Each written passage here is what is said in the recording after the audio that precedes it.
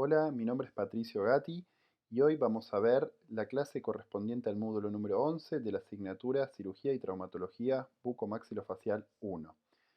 En este módulo vamos a desarrollar biopsia.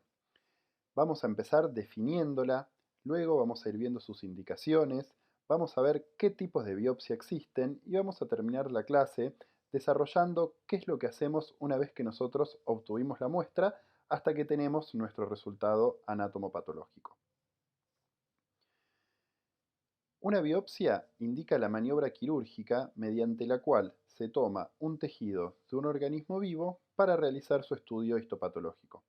Este es un estudio complementario, cuyo objetivo principal es determinar el diagnóstico de forma precisa para poder proporcionar el tratamiento más adecuado. Como bien decimos, es un estudio complementario, porque nos vamos a tener que valer de otras herramientas para poder arribar a un diagnóstico de certeza. El primero es la clínica, la impresión clínica de la lesión que nosotros detectemos, sus características morfológicas, su tamaño, su textura, si es de base sésil, si es de base pediculada, su coloración, es decir, todas las características que nosotros vamos a observar de esa lesión. También mediante el uso de imágenes. En este caso vemos una radiografía periapical, pero pueden ser de utilidad también las radiografías panorámicas, las tomografías computadas y en algunos casos las resonancias magnéticas nucleares. Junto a la clínica y a las imágenes es donde vamos a tener nuestro estudio anatomopatológico. Y con estos tres pilares es como nosotros vamos a poder arribar a un diagnóstico de certeza. ¿Esto qué quiere decir o qué les queremos decir con esto? Que no es el estudio anatomopatológico el cual nos va a dar el diagnóstico de certeza. El diagnóstico de certeza va a ser la suma de la clínica, las imágenes y el estudio anatomopatológico. Una vez que nosotros detectemos una lesión, lo primero que vamos a hacer es la historia clínica. Como estuvimos viendo en los módulos anteriores y sobre todo en el módulo de preoperatorio, es en este momento en el cual vamos a tener que recabar acerca de los antecedentes familiares y personales de este paciente. Es muy importante ya que hay lesiones que tienen un componente hereditario, como pueden ser los tumores malignos. He aquí la importancia de recabar esta información. También vamos a conocer la historia de la enfermedad, cuándo comenzó, si esa lesión dolió en algún momento, cómo fue su crecimiento, si sangra, si no sangra. Todas estas preguntas las vamos a hacer en el interrogatorio, es decir, en la anamnesis, en el momento que estemos confeccionando nuestra historia clínica. Vamos a continuar con la inspección clínica, vamos a hacer una minuciosa inspección de la cavidad oral, tanto de los tejidos duros como de los tejidos blandos. Vamos a realizar los estudios por imágenes que correspondan. Como ya nombramos anteriormente, puede ser o radiografías periapicales, radiografías panorámicas, tomografía computada o resonancia magnética nuclear. Y por último, exámenes de laboratorio. Hay cierta información que vamos a poder recabar a partir de un estudio de sangre de nuestro paciente y en determinadas patologías esto suele ser indispensable. Una vez que nosotros hayamos finalizado la confección de nuestra historia clínica, vamos a tener toda esta información. Vamos a saber el tiempo de aparición, vamos a saber la evolución de la lesión, vamos a conocer la localización con precisión, tanto con la clínica como con los estudios por imágenes, vamos a saber el color, el tamaño, la fijación. Cuando hablamos de fijación nos referimos a si la lesión está fijada a planos profundos o si la mucosa que lo recubre o si la piel que lo recubre está fijada a la lesión. Vamos a ver la induración, es decir, la textura, si es blando, si es duro, si es elástico, si sangra o si sangra de manera espontánea o si sangra la inspección, si está ulcerado, si no está ulcerado y por supuesto las características de las imágenes. Con toda esta información vamos a arribar a nuestro diagnóstico presuntivo. Es muy importante hoy en día, cada vez que identificamos una lesión y tenemos nuestro diagnóstico presuntivo, realizar un registro fotográfico. Este registro fotográfico no necesariamente tiene que ser con una cámara profesional, lo podemos realizar, hoy todos tenemos en nuestros teléfonos cámaras que pueden sacar fotos con imágenes bastante aceptables y la importancia es en tener un registro para controles posteriores.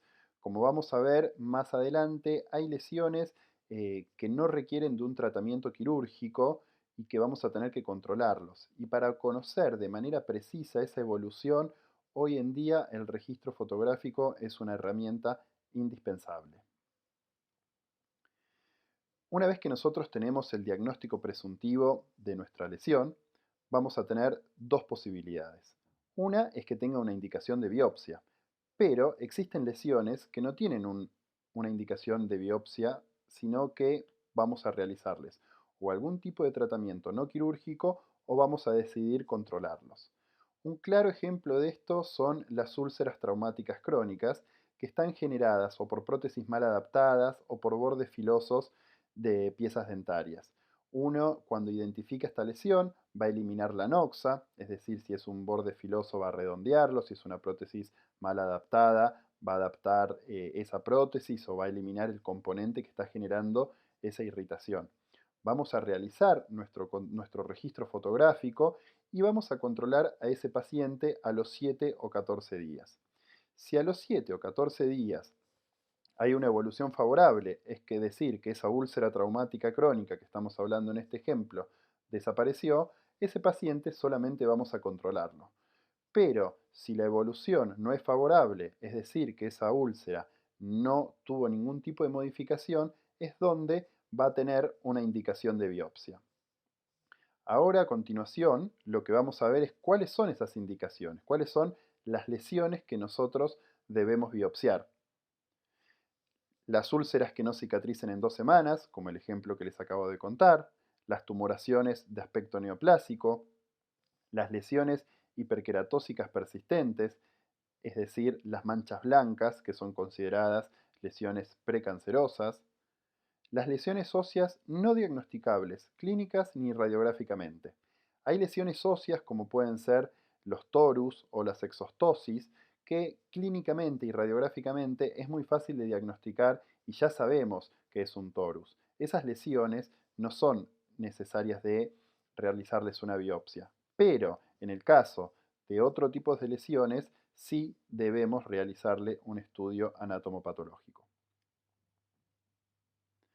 Cualquier material que sea expulsado espontáneamente por orificios no naturales, cualquier tejido que eliminemos quirúrgicamente, vamos a tener que estudiarlo, y material drenado por un seno de patología no diagnosticable. Es decir, cuando existe un drenaje que nosotros no conocemos la causa, debemos estudiarlo. Las contraindicaciones para realizar una biopsia son las mismas para cualquier cirugía oral. Ya las estuvimos viendo en las clases anteriores, vamos solamente a nombrarlas. Serían pacientes diabéticos no compensados, pacientes hipertensos no compensados, pacientes con cardiopatías, pacientes anémicos y hemofílicos. Los hemangiomas no los vamos a biopsiar debido a la posibilidad de generar una hemorragia muy difícil de cohibir. Bueno, ahora vamos a entrar a hablar de los diferentes tipos de biopsias. Hay varias maneras de clasificarlos y vamos a ir viendo cada una de ellas. La primera va a ser según su finalidad, la segunda según el tejido y tercero según la técnica. De acuerdo a su finalidad, las podemos clasificar en diagnósticas o experimentales. Las diagnósticas son aquellas en las cuales, a través de este estudio, junto con la clínica y las imágenes, vamos a poder arribar a un diagnóstico de certeza para poder definir nuestro tratamiento. En el caso de las experimentales, son las que vamos a realizar, por ejemplo, en trabajos de investigación, cuando nosotros lo que queremos hacer no es arribar a un diagnóstico, sino arribar a conclusiones o evaluar resultados de diferentes proyectos de investigación. También las vamos a clasificar según el tejido. Existen biopsias de tejido blando, como puede ser esta, que es una lesión de base pediculada que se encuentra en la lengua, en la cual vamos a realizar su estudio. También existen biopsias en tejido duro. En esta radiografía panorámica observamos en el sector 3 dos imágenes radiopacas que se encuentran sumergidas en el tejido óseo, a las cuales vamos a tener que estudiar. Esto es una lesión de tejido duro dentro del tejido óseo. Pero también tenemos lesiones que son de tejido blando que se encuentran dentro del tejido duro, dentro del tejido óseo. Con el desarrollo de la clase vamos a ir viendo las dos opciones. Y por último, las podemos clasificar según la técnica que vayamos a realizar para hacer nuestras biopsias. Pueden ser biopsias quirúrgicas, biopsia punción y biopsia por congelación o intraoperatoria. Vamos a comenzar definiendo a la biopsia quirúrgica, que es aquella en la que habitualmente vamos a respetar todos los tiempos operatorios. Esos tiempos operatorios que ya estuvimos viendo durante toda la cursada: la diéresis, la exéresis, la hemostasia y la síntesis. ¿Qué instrumental vamos a necesitar para realizar este tipo de biopsias? Vamos a utilizar el mismo instrumental que estuvimos utilizando para cualquier cirugía oral, el instrumental que vimos durante la cursada, como lo vemos acá en esta placa, que lo tenemos ubicado en la mesa quirúrgica. Como ya todos ustedes saben que la armamos, vamos a utilizar esta misma mesa para realizar nuestras biopsias. La biopsia quirúrgica también la podemos clasificar en dos. Estas pueden ser incisionales o parciales, es decir, que vamos a tomar una pequeña muestra de la lesión, y tenemos las excisionales o totales, en las cuales vamos a eliminar la totalidad de la lesión. ¿De qué depende realizar una u otra? Va a depender del tamaño, de la localización y de la sospecha de agresividad o malignidad. Es decir, ¿cuáles son las indicaciones para una biopsia incisional o parcial? Lesiones mayores a 2 centímetros, aquellas lesiones no encapsuladas o potencialmente malignas, y lesiones con un diagnóstico presuntivo dudoso, cuyo resultado nos va a servir para definir el tratamiento definitivo. Las biopsias excisionales o totales las vamos a realizar en lesiones con aspecto clínico y radiográfico benignos y en lesiones pequeñas, es decir, que midan menos de 1 centímetro. La biopsia quirúrgica incisional, como les decíamos anteriormente, consiste en la toma de una pequeña porción, pero esta debe ser representativa. Es muy importante esta parte. Lo vamos a explicar ahora y cuando veamos los casos clínicos lo van a terminar de entender y lo vamos a terminar de ilustrar, esto de que sea representativo. También es muy importante que tenga un borde sano para que el patólogo, cuando lo está observando a la muestra, al preparado, tenga la posibilidad de ver tejido sano y contrastarlo con la lesión. En este caso, en esta lesión, si nosotros decidimos realizar una biopsia incisional, diseñamos nuestra muestra para que tenga una porción de la lesión y que tenga una porción de tejido sano. En general, elegimos este tipo de diseño en forma elíptica porque después nos va a facilitar las maniobras de síntesis. Otra cosa muy importante en el diseño es la profundidad de nuestra muestra. Nuestra muestra tiene que tener la totalidad de la lesión en profundidad y también tiene que involucrar tejido sano. Por eso es que se decide hacer este diseño en forma de cuña. En esta otra imagen podemos ver un diseño mal realizado en el cual no llegamos a la totalidad de la lesión y no llegamos a tener tejido sano en nuestra muestra, como sí se ve bien en este otro diseño en el cual se toma la totalidad de la lesión y se toma al tejido sano. Vamos a ver un caso de una biopsia quirúrgica parcial en tejido blando. Este paciente concurre con esta lesión de aspecto neoplásico. Como vemos, hay diferentes zonas de la lesión con diferentes características clínicas. No es lo mismo esta porción de la lesión que realizar esta porción de la lesión. Entonces, cuando nosotros hablamos de que necesitamos que nuestra muestra sea representativa, nos referimos a que tiene que haber información de toda la lesión. Entonces vamos a tomar dos muestras. Vamos a tomar una muestra en esta porción de la lesión y otra muestra en esta porción de la lesión, y así vamos a conseguir que nuestra muestra sea representativa. Esto se llama una toma seriada de muestras para la biopsia, en la cual tomamos más de una porción en más de una zona de la lesión.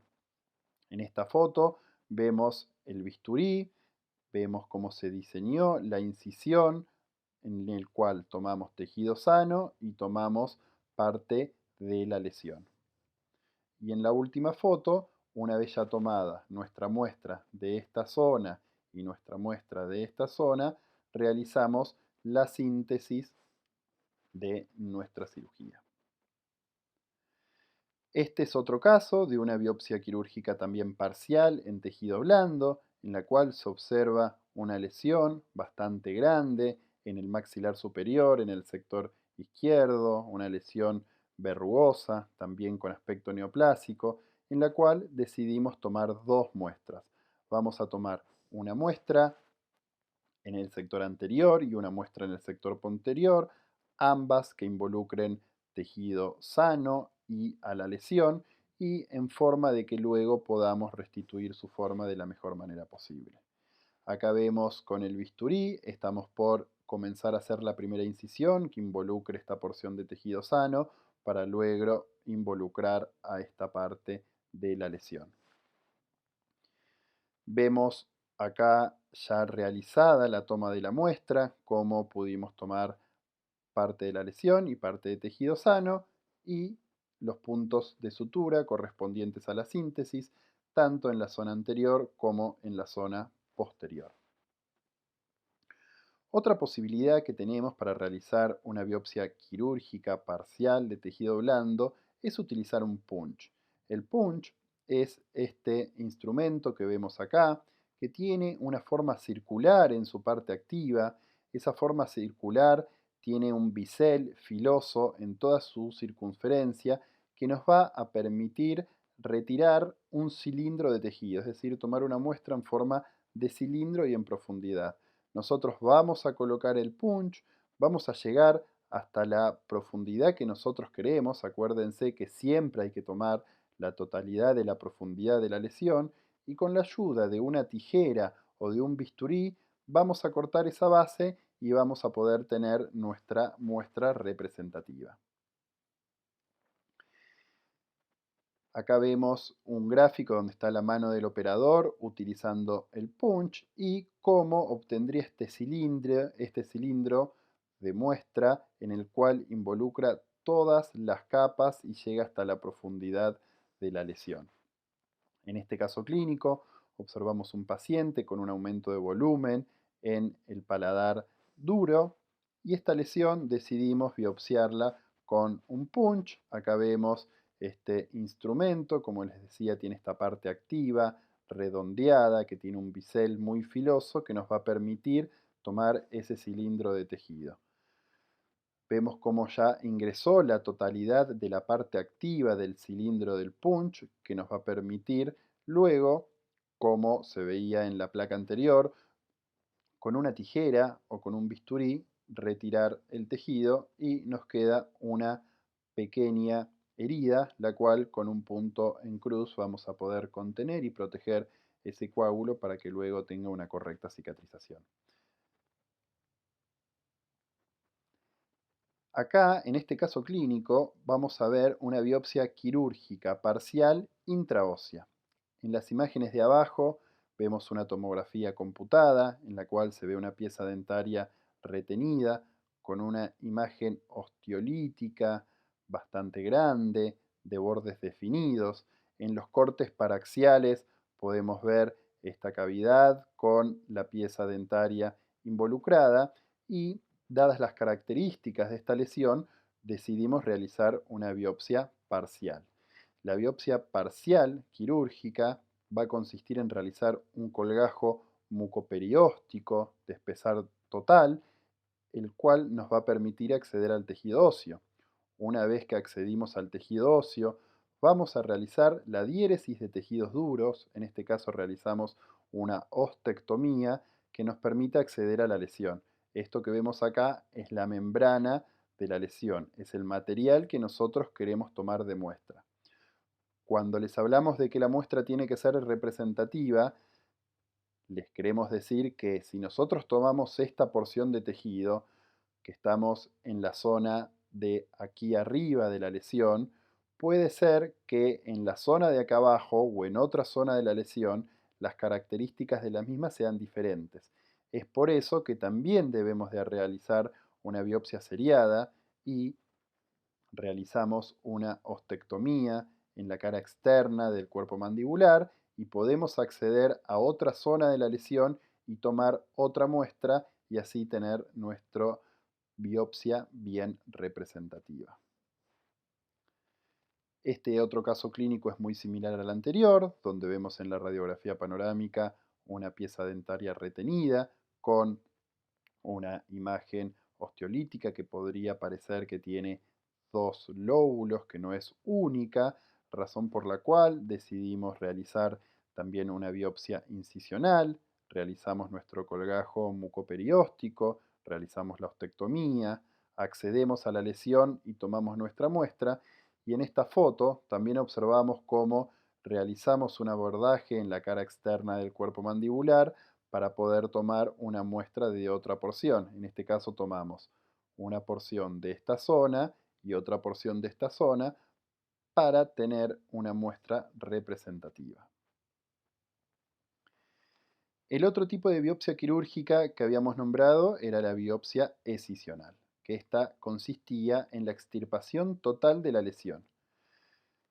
La misma es curativa si la lesión es benigna. Esto quiere decir, si nosotros realizamos esta biopsia, retiramos la totalidad de la lesión y el diagnóstico que nos da la anatomía patológica es que es una patología benigna, el paciente no requiere más tratamiento que control.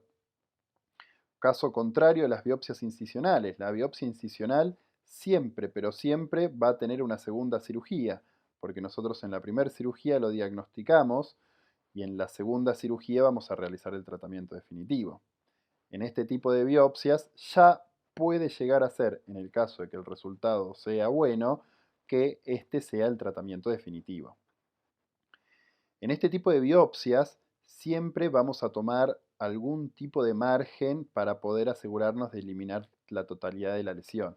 En general se dice que se deja entre 1 y 2 milímetros de margen, donde nosotros vamos a realizar nuestra incisión, también en forma elipsoidal, para luego poder afrontar los tejidos y realizar una correcta síntesis.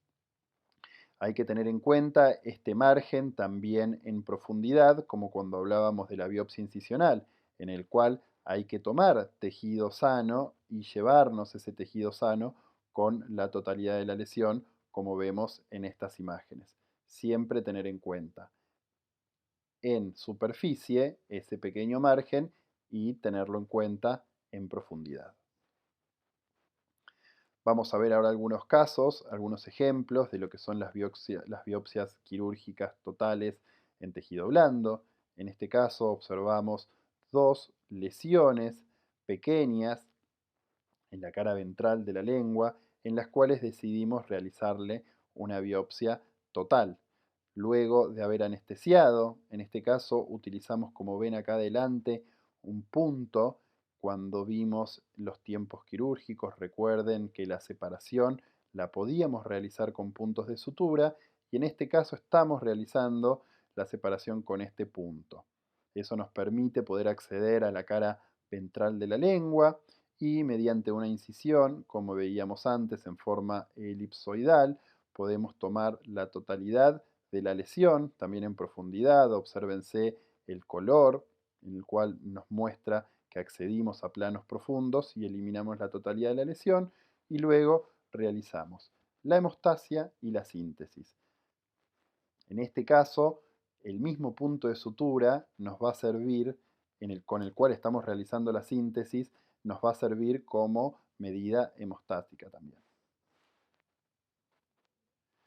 En este otro caso vemos una lesión bastante más grande que la anterior, pero de características benignas, razón por la cual decidimos realizar la biopsia total o escisional.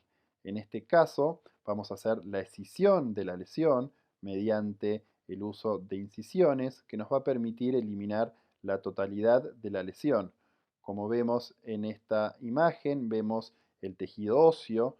Esto quiere decir que llegamos hasta la profundidad de la lesión y nos llevamos toda la lesión. Realizamos una correcta toilette y una correcta síntesis y vemos cómo cicatriza de manera correcta con el correr de los días. En este caso que realizamos la biopsia escisional y el diagnóstico era benigno, este paciente ya se encuentra en control y seguimiento y no requiere de ningún tipo de tratamiento. Este otro caso, observamos una biopsia quirúrgica total en tejido duro de la lesión es de tejido blando, es decir, es una lesión de tejido blando dentro del tejido duro. Como vemos en esta tomografía computada, en estos cortes paraxiales, vemos la característica de la lesión de forma redondeada, con bordes bien definidos, lo cual nos hace pensar en una patología benigna y es por eso que decidimos realizar la biopsia escisional.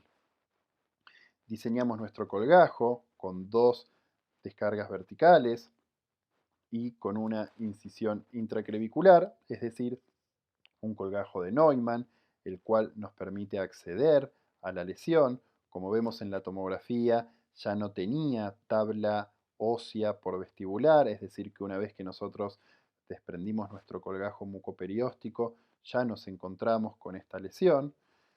Acá vemos cómo estamos retirando la lesión, se observa la lesión, realizamos la enucleación de la misma y una vez realizada la toilette podemos ir al próximo paso, que es el de síntesis.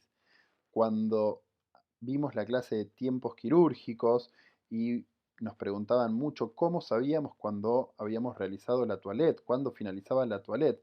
Bueno, acá en esta imagen se ve de forma bastante clara el color del hueso, el hueso nacarado, limpio, que no se observa nada de tejido blando. Lo mismo en las raíces dentarias que están involucradas en la lesión, se ven limpias, es decir, que no queda nada de tejido blando y se ve así de limpio. Así es como terminamos la toilette de la herida. Luego reponemos los tejidos y suturamos. Y este caso es una biopsia quirúrgica total de tejido duro dentro del tejido óseo. Esta es la radiografía que había usado de ejemplo cuando hablábamos de biopsia escisional de tejido duro, donde observamos estas dos imágenes radiopacas que no tienen un borde bien definida y que se encuentran inmersas dentro del tejido óseo. En este caso también abordamos primero el tejido óseo mediante un colgajo mucoperióstico, realizamos la diéresis de tejidos duros, es decir, una ostectomía para poder acceder a la lesión. Acá accedimos a la lesión y realizamos la exéresis de la misma y luego de haber realizado la toilette de la herida vamos a suturar. Continuamos con el otro tipo de biopsias que habíamos visto, que era la biopsia punción. Tenemos dos tipos de punciones. Tenemos las punciones no aspirativas y las punciones aspirativas. Dentro de las no aspirativas vamos a poder realizarlas con agujas de Jamshidi o agujas de Silverman, que vamos a ver a continuación. Y luego tenemos las punciones aspirativas, que puede ser una punción aspirativa con aguja fina o una punción aspirativa de exploración. Estas las vamos a realizar con jeringas de tipo Luger. Acá en este gráfico vemos las agujas de Jamshidi y de Silverman y vemos las jeringas tipo Luger. Como bien les decíamos, las aspirativas las vamos a realizar con esta jeringa Luger, que la aspiración la vamos a poder conseguir mediante la presión negativa que vamos a generar con el émbolo y vemos la posibilidad de utilizar diferentes tipos de agujas de acuerdo a la situación clínica en la que nos encontremos. Y las punciones no aspirativas las vamos a realizar con este tipo de agujas que vamos a describir a continuación. La punción no aspirativa es una técnica que consiste en la punción ósea o en la punción de tejidos blandos mediante agujas especiales que retienen el material. Estas agujas, la más conocida es la de Jamshidi, va a contar de un mango o un grip va a tener una aguja o cánula que tiene un segmento cilíndrico en la cual va a quedar retenido el material y tiene un extremo activo. Ese extremo activo puede ser dentado o puede ser liso. En ambos casos, esa parte activa es biselada con un gran filo que es el que permite cortar y penetrar en los tejidos. También esta aguja de Yamshidi va a contener un estilete o una sonda extractora que a nosotros nos va a permitir retirar la muestra una vez que ésta quede atrapada en este segmento cilíndrico en su parte activa. La aguja de Silverman es muy similar a la aguja de Yamshidi, que cuenta con un mango, cuenta con su segmento cilíndrico y su parte activa, y cuenta con el estilete o la sonda extractora, y la aguja de Silverman es más utilizada en punciones de tejido blando. Vamos a ver un caso clínico en el cual se presenta una paciente de sexo femenino de 11 años de edad con un aumento de volumen en el maxilar inferior del lado derecho. Vemos las imágenes tanto en la radiografía panorámica como en este corte axial de una tomografía computada del maxilar inferior, un gran aumento de volumen de este maxilar inferior con un tejido que necesitamos de su estudio anatomopatológico para poder arribar a nuestro diagnóstico de certeza. Si en este caso quisiéramos realizar una biopsia quirúrgica, deberíamos hacer un gran colgajo para poder acceder al tejido óseo y deberíamos tomar un fragmento muy importante para que nuestra muestra sea muy representativa. He aquí la ventaja de esta técnica, como vamos a ver en este esquema, en la cual, mediante el uso de nuestra aguja de Yamshidi, vamos a poder tomar una muestra de la totalidad de la lesión, es decir, vamos a poder ir desde vestibular hacia lingual, vamos a atravesar toda la lesión y vamos a poder obtener nuestro cilindro de tejido que es más que representativo para poder realizar el correcto estudio anátomo-patológico. Vemos una vez que la paciente se encuentra anestesiada, como el operador está tomando la aguja de Yamshidi a partir del mango, va a atravesar mucosa, va a atravesar tejidos musculares, el periósteo, va a ingresar al tejido óseo del maxilar inferior y va a tomar la muestra de lado a lado de la lesión. Acá vemos cómo con el estilete se retira el cilindro de la muestra de qué tejido. Acá a más aumento podemos ver cómo atravesó la totalidad de la lesión y la muestra incluye tejido blando, periósteo y la totalidad de este tejido duro que es el que nosotros queremos analizar. Y vemos solamente hicimos este pequeño acceso, es decir que es una técnica muy atraumática. ¿Cuáles son las ventajas de la punción no aspirativa? Lo que les estaba diciendo recién, es muy poco invasiva, pero tiene sus desventajas. Sus desventajas es que es una técnica ciega. Nosotros no sabemos dónde estamos trabajando y no sabemos si efectivamente tomamos una muestra representativa. ¿Qué podemos hacer para sobrellevar esta desventaja? Bueno, podemos realizar radiografías periapicales seriadas. Nosotros tenemos la lesión. Esto que se ve aquí es la punta de nuestra aguja de Yamshidi, que sacamos esta radiografía una vez que accedimos a la lesión para estar seguros que estamos tomando una muestra. Y con una radiografía periapical posoperatoria nos aseguramos de el cilindro que nosotros retiramos y estamos enviando a analizar sea representativa de la lesión y no hayamos tomado una muestra en otro sector del maxilar inferior. Continuamos con las punciones aspirativas, la PAF. PAF significa punción aspirativa con aguja fina. Esta es una prueba que es muy poco invasiva y consiste en la punción y aspiración del tejido mediante la utilización de una aguja fina. Como les decía anteriormente, la aguja de Luer, mediante el émbolo, retirándolo hacia atrás, nos va a permitir generar una presión negativa que es la que nos va a asegurar esa aspiración. Esta técnica está indicada en tumoraciones que se encuentran por debajo de la piel. es una técnica muy utilizada en el diagnóstico de tumores de glándula parótida, glándulas submaxilares y también de adenopatías cervicales. La PAF nos va a proporcionar una primera impresión diagnóstica. Lo que vamos a ver en la PAF son atipías celulares. No es lo que vamos a ver, sino es lo que se va a buscar. Mediante una PAF no vamos a tener un diagnóstico de una patología con nombre y apellido. Mediante la PAF nosotros vamos a poder recolectar células que el patólogo las va a observar y va a ir en busca de atipías celulares. Es decir, estas atipías celulares nos van a orientar a si es un tumor benigno o si es un tumor maligno. Esta es la utilidad de esta técnica. También es una técnica que no genera siembras. En patologías de glándula parótida, en tumores de glándula parótida, en realidad de glándulas salivales, que no es tema de nuestra materia, pero sí lo van a ver en cirugía 2 y en cirugía 3, hay tumores benignos que si nosotros realizamos una biopsia a cielo abierto, podemos realizar siembras, es decir, que las células que estaban en el tumor vayan a tejidos circundantes y luego tengamos varios tumores. Entonces no está indicado realizar biopsias a cielo abierto y es por eso la utilidad de esta técnica diagnóstica en este tipo de situaciones clínicas, como se observan en este caso, en esta paciente que tiene este aumento de volumen y mediante una punción con la aguja fina vamos a pasar la piel y los tejidos blandos hasta llegar a nuestro tumor o a nuestra lesión que queremos analizar y vamos a realizar la aspiración de esas células para que el anatomopatólogo nos diga si hay atipía celular o si no hay atipía celular.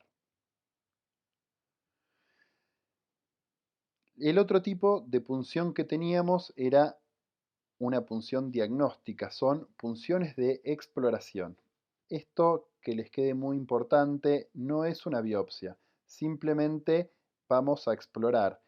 En casos en los cuales tenemos aumentos de volumen que no podemos definir cuál es su contenido, vamos a realizar este tipo de punción que nos va a poder permitir reconocer el contenido de estas lesiones, ¿sí? Como vemos en estas fotos, podemos ver este contenido, que es el contenido un contenido seroso que vamos a obtener si punzamos un quiste, este contenido hemático, que lo podemos obtener punzando diferentes estructuras, y un contenido purulento en el caso de que se trate de un aumento de volumen generado por una infección.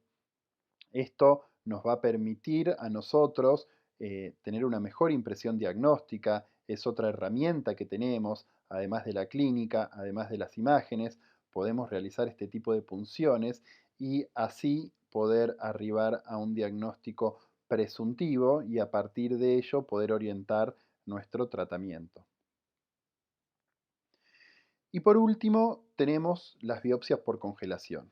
Esta es una herramienta de la patología que nos permite emitir un diagnóstico histopatológico en un tejido fresco congelado en el menor tiempo posible. Nosotros vamos a ver más adelante en la segunda porción, en la segunda parte de la clase, el tratamiento que se le da a la muestra, que requiere todo un proceso y que lleva tiempo. En cambio, en la biopsia por congelación, en el mismo momento que se toma la muestra, esta se puede congelar y se puede observar al microscopio y poder tener un diagnóstico.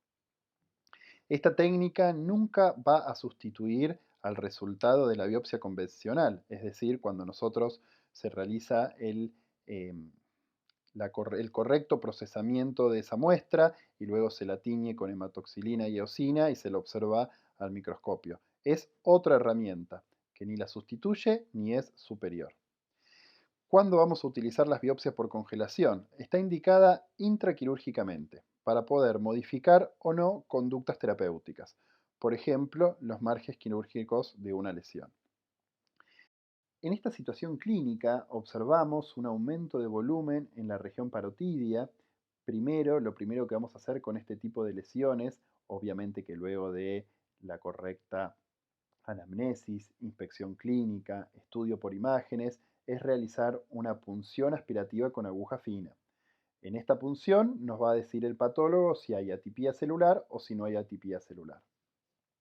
Con este diagnóstico vamos a ir a la cirugía, en el cual, en el caso de la glándula parótida, si tenemos un tumor dentro de ella, recuerden que hay una estructura anatómica muy relevante, que es el nervio facial, que es el que va a inervar a todos los músculos de la mímica de la cara. Es decir, que si nosotros afectamos a este nervio, va a generar una parálisis en la cara. Entonces, es muy importante conocer el diagnóstico de la lesión que nosotros estamos tratando. En este caso es donde es de extrema utilidad la biopsia intraquirúrgica por congelación, en la cual si nosotros teníamos dudas a partir de nuestra punción aspirativa con aguja fina, podemos tomar una porción de esa lesión y de manera intraquirúrgica se congela, se observa en el microscopio y podemos saber si es benigno o si es maligno y a partir de ello orientar nuestro tratamiento en función de generarle las menores secuelas posibles a este paciente. También, una vez realizada la completa enucleación de la lesión, saber si los bordes de esa lesión están libres o están comprometidos. En este caso, también la biopsia intraquirúrgica por congelación nos va a decir y nos va a brindar esta información y de ser necesaria podemos ampliar nuestros márgenes en el mismo procedimiento quirúrgico. Para terminar con esta primera parte de la clase, vamos a hablar de la citología exfoliativa, que realmente no tiene mucha utilidad en la odontología, pero en ciertos casos sí puede ser útil. Es un estudio e interpretación de células que se descaman, natural o artificialmente de las mucosas. Detecta alteraciones en la estructura celular que permite establecer diagnóstico de lesiones premalignas y es un método indoloro, rápido, simple e incruento que permite estudiar a grandes poblaciones. ¿Cuándo vamos a realizar una citología exfoliativa? En lesiones rojas, en erosiones, en úlceras y en vesículas o ampollas. Esta técnica consiste en, mediante la utilización de un cepillo, se puede raspar, en el cual se va a generar una descamación de esas células superficiales y esas células las vamos a colocar en un portaobjetos que luego va a ser fijado y va a permitir su estudio mediante la visión directa con un microscopio óptico. Con esto finalizamos la primera parte de la clase, así que si quieren se pueden tomar un breve descanso y si no, a continuación ya empieza la segunda parte de la clase. Nos vemos.